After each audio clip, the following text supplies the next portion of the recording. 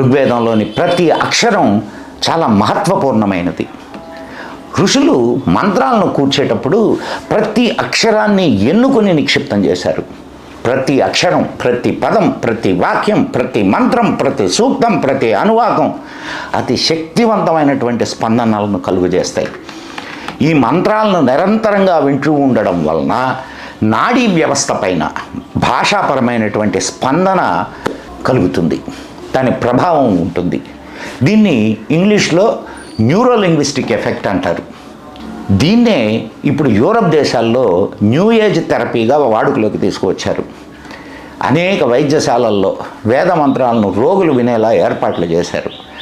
నాసాలోని శాస్త్రజ్ఞులు వేదం వింటూ తమ పని తాము చేసుకుంటూ ఉండేలా ఏర్పాట్లు చేసుకున్నారు.